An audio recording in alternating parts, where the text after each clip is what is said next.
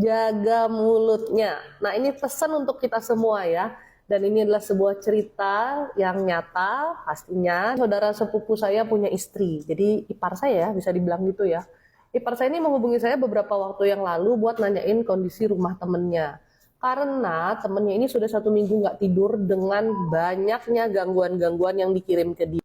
Gangguannya ini memang nggak ringan ya, karena yang ngirim beberapa orang, udah gitu juga ada yang ditanam di rumahnya, bahkan ada yang tiap malam Kamis itu nebarin kayak darah di depan rumahnya, darah dari ayam cemani hitam itu.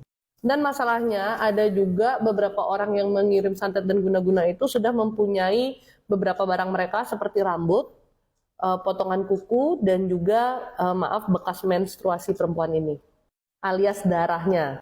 Apa yang dialami oleh mereka adalah setiap malam tuh mereka dibuat gelisah, panas, dan susah tidur.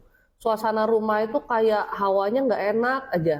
Nah, jadi kondisinya mereka, si suami sih kalau malam masih bisa tidur, istri nggak bisa tidur sama sekali. Itu udah berlangsung hampir 1 minggu. Rumah juga panas banget, banyak gangguan-gangguan gitu ya katanya ya. Nah, yang parahnya itu suaminya dan istrinya ini sering sakit-sakitan, sakitnya itu pindah-pindah. Dan kalau malam suaminya itu tidur, dia itu bermimpi kalau dia sedang berhubungan dengan seorang perempuan yang dia juga nggak kenal, dia nggak bisa lihat wujudnya, tapi dia bermimpi sedang berhubungan badan gitu ya.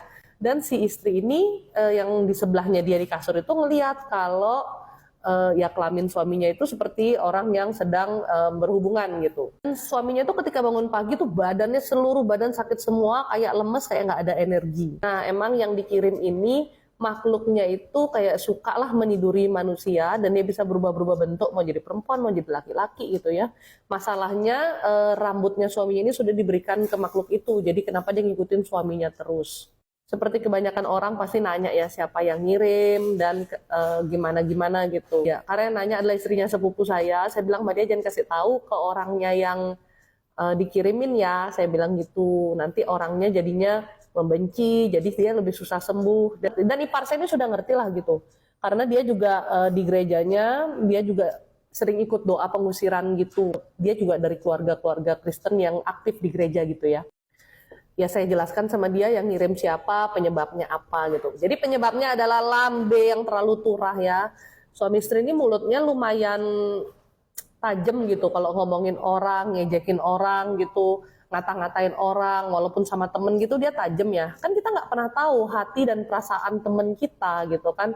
Makanya ternyata adalah orang yang tersinggung dan mengirim ke dia gitu. Tujuan dikirimnya nggak lain dan nggak bukan pingin sekeluarga ini sakit-sakitan dan meninggal. Makanya sampai separah itu terornya. Waktu ipar saya ini ke rumahnya dia, ipar saya ini bantu doain ya, bantu doain. Tapi saya bilang nggak bisa. Yang kamu doain itu terlalu kuat karena sudah ditanam dan ada dia pakai darah juga